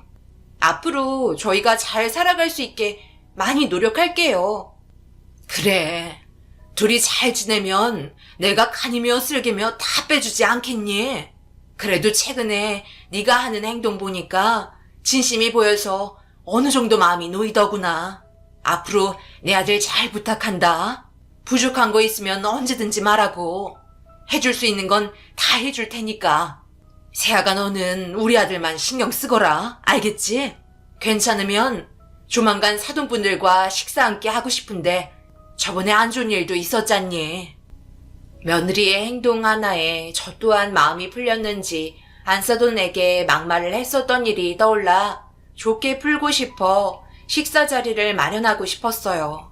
그리고 며느리가 설명을 잘했는지 주말에 안사돈과 함께 대화하며 전에 있던 감정까지 전부 풀어버렸습니다. 그렇게 아들은 기증을 받기 위해 옆에서 며느리가 많은 것들을 도와주었고 의사에게 틈틈이 기증자 나타났냐고 물어봤지만 아직까지도 제 앞에 무수히 많은 환자들이 대기하고 있었습니다. 다른 방법이 하나 있긴 했지만 그건 마지막 최후의 방법이었어요. 제가 아들을 위해 신장을 기증해주는 방법이었죠. 저는 그동안 혹시 몰라 아들이 위험해질 수도 있는 상황을 대비해 몸 관리를 꾸준히 유지해오고 있었어요. 그리고 의사에게 신장의 상태를 검사받았죠. 아들에게 신장을 주게 될지도 모를 상황을 대비해 최대한 좋은 상태로 주고 싶어 철저하게 관리를 했었습니다. 그런데 아들 몰래 준비하고 있었는데 눈치가 얼마나 빠른지 어느 날 꾸준하게 몸 관리하는 저를 지켜보고 있었는지 얼굴 보려고 병실에 들어왔을 때 심각한 표정으로 바라보며 절대 딴 생각은 하지 말라고 확실하게 못을 박았네요. 어머니, 무슨 생각을 하고 계신지 잘 알고 있어요. 자식을 위해 뭐든 내어주려고 준비를 하고 있으시겠지만 저는 절대 받지 않겠어요. 적은 나이도 아니고 내일 모레면 60인데 수술하다 잘못되기라도 한다면 저는 앞으로 어떻게 살아가라고요. 저 살자고 어머니를 위험에 처하게 할 수는 없어요. 그러니 신장을 이식해주겠다는 생각 절대 하지 마세요. 차례를 기다리면 언젠가 순서가 올 테고 그때 받아도 충분해요. 아시겠죠? 네가 아직 자식이 없어서 그래. 원래 부모는 자식이 아프거나 힘들 때 없어도 도와주는 거야. 나로 인해 내 자식이 앞으로 잘 살아갈 수 있다면 물불 가리지 않고 결정하는 게 부모인 거야. 네가 자식을 낳았다면 나중에 나처럼 똑같은 결정을 했을 거다. 엄마도 그냥 혹시 모를 일을 대비해 준비만 하는 거니 너무 걱정하지 말거라. 아들의 얼굴에는 그늘이 졌고 더 이상 아무 말도 하지 않았어요. 부모와 자식이 다르다는 건 부모가 되어봐야 알 수 있기 때문에 더 이상의 설명은 불필요했어요.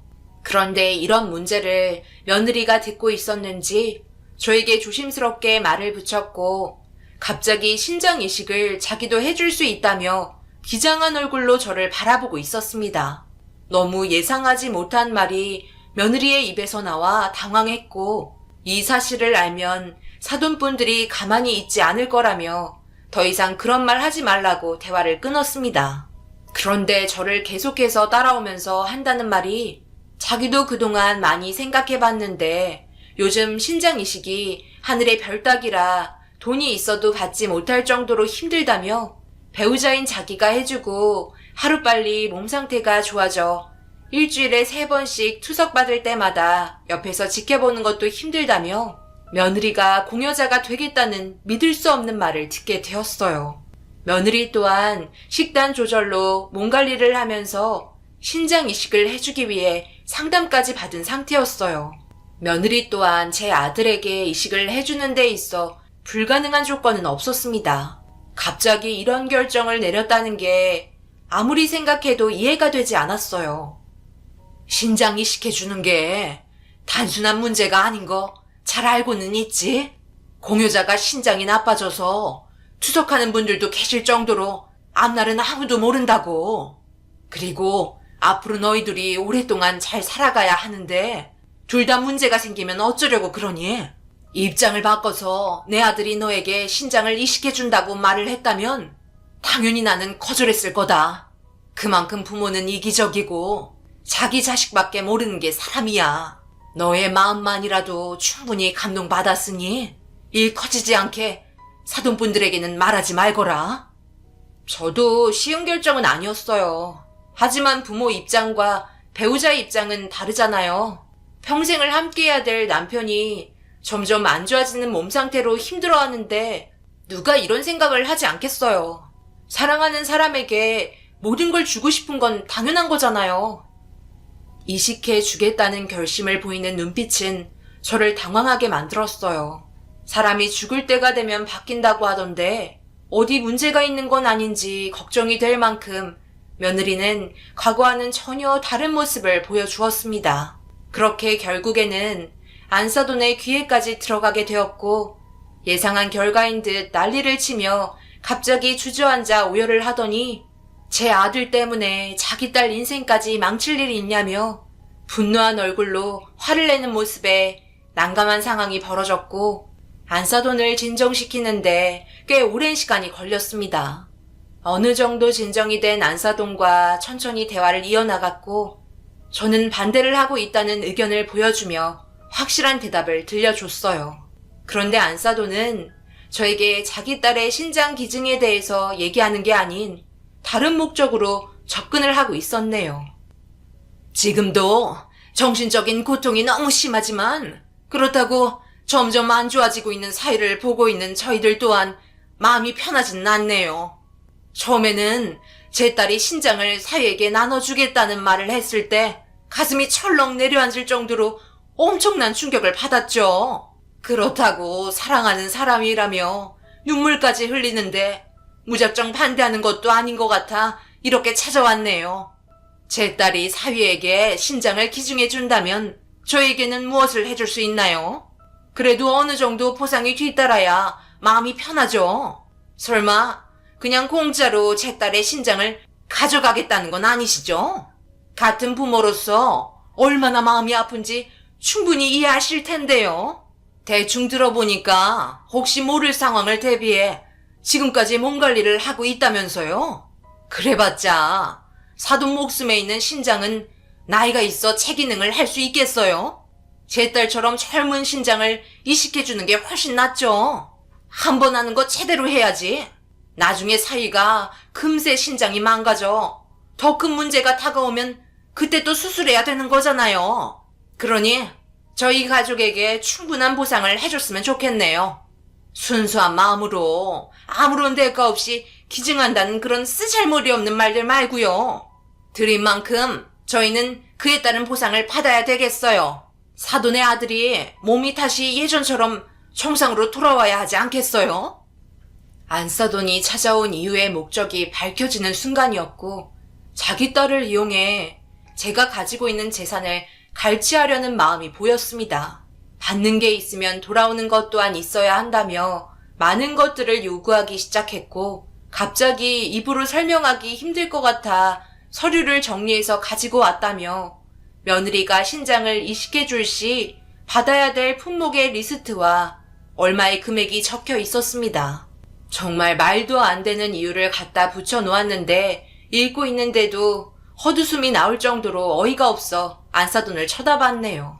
안사돈이 작성한 리스트 중에 제일 눈에 띄는 건 며느리가 기증을 한 이후 심적인 불안감을 해소시키기 위해 이름 있는 아파트 한 채와 거기에 걸맞은 외제차 한 대, 그리고 노후 생활하면서 앞으로 새로운 환경에 맞게 써야 될 금액 2억을 요구했습니다.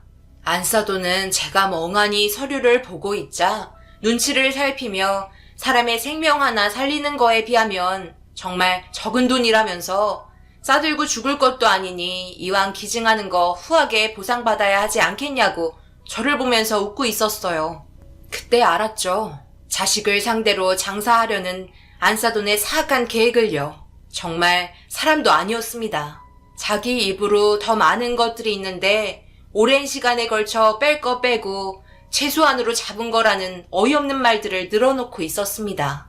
이 문제에 대해 며느리는 알고 있냐고 물어보니 며느리 또한 알고 있었어요.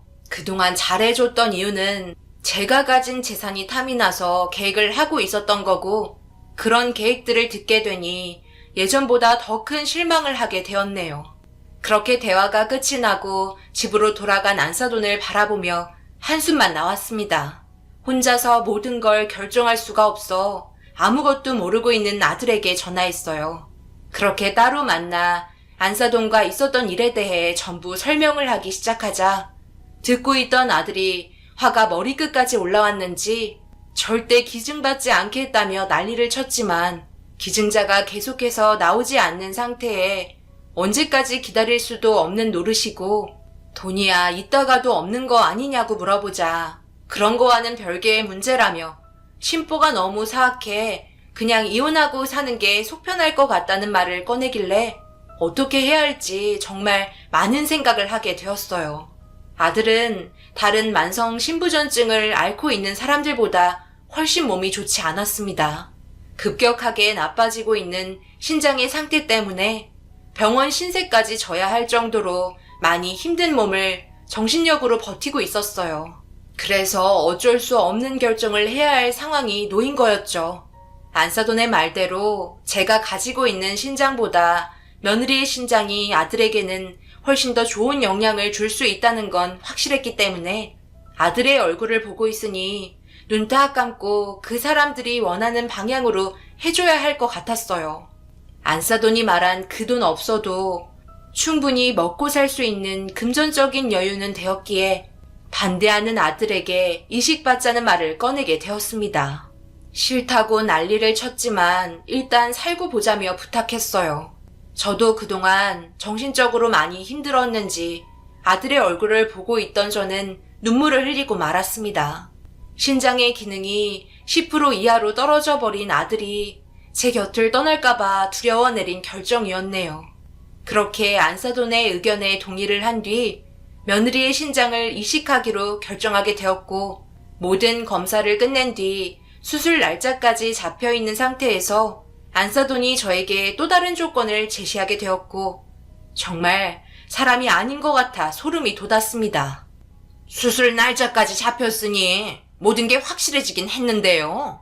일단 수술 받으시고 말이 바뀌실지도 모르니까 제가 말한 품목 중에 2억은 먼저 받고 싶은데 괜찮죠?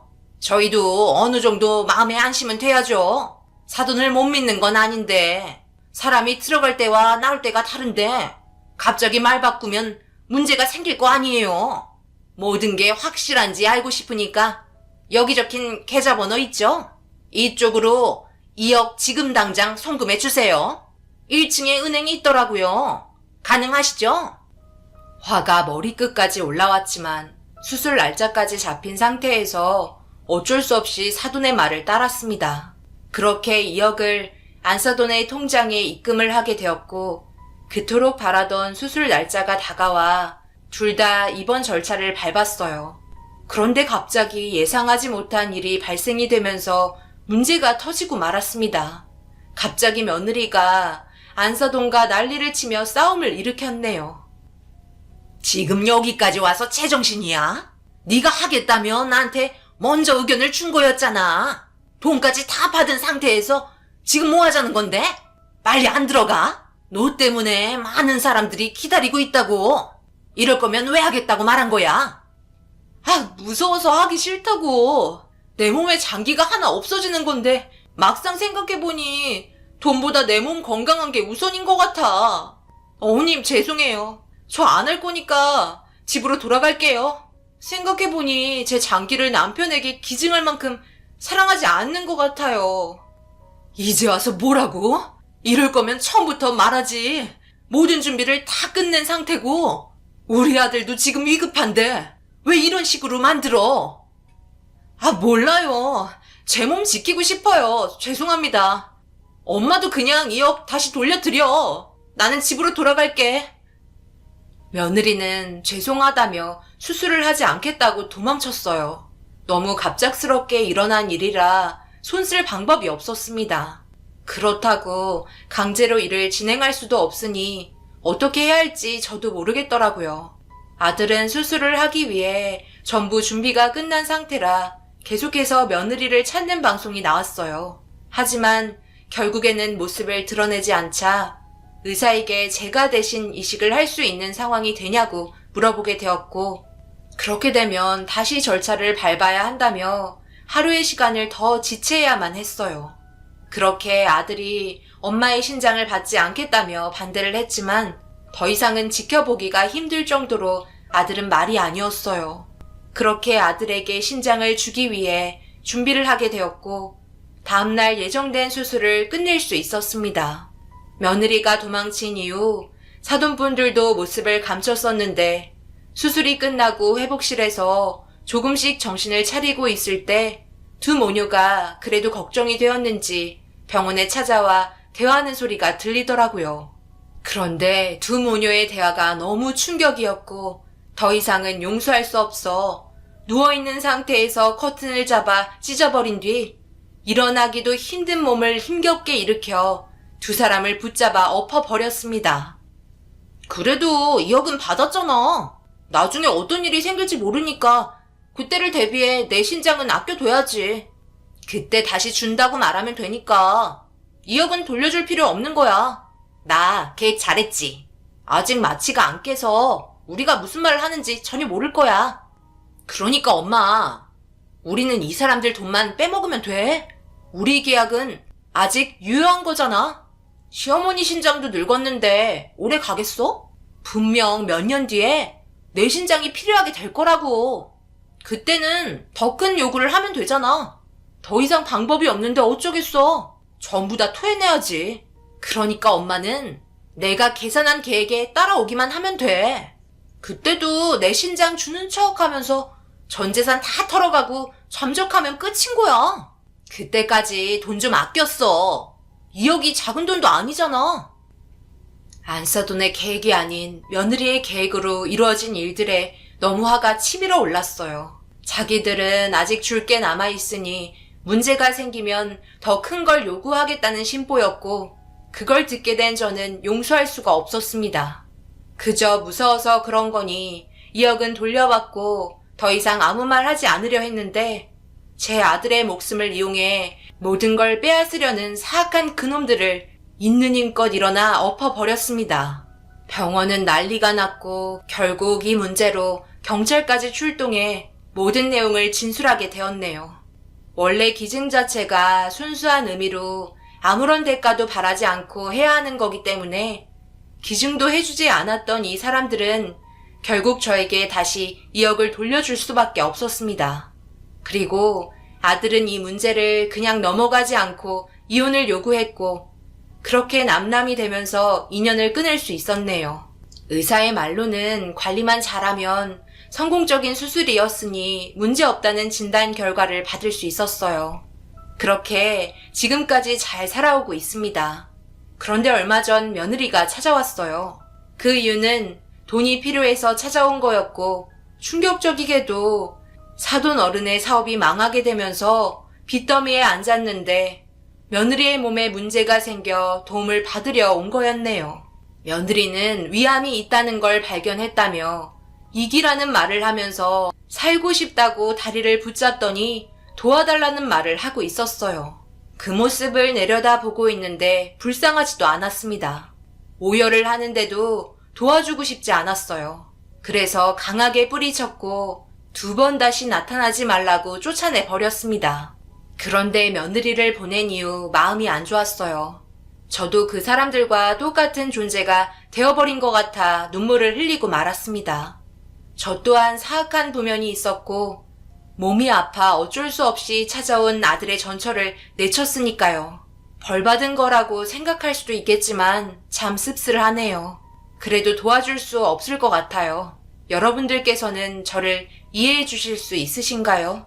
그냥 있고 지금의 아들과 행복하게 살고 싶네요. 제 사연 들어주신 분들 오늘 하루도 정말 고생 많으셨고 시간 되실 때 꼭 건강검진 받으시길 바랍니다. 감사합니다.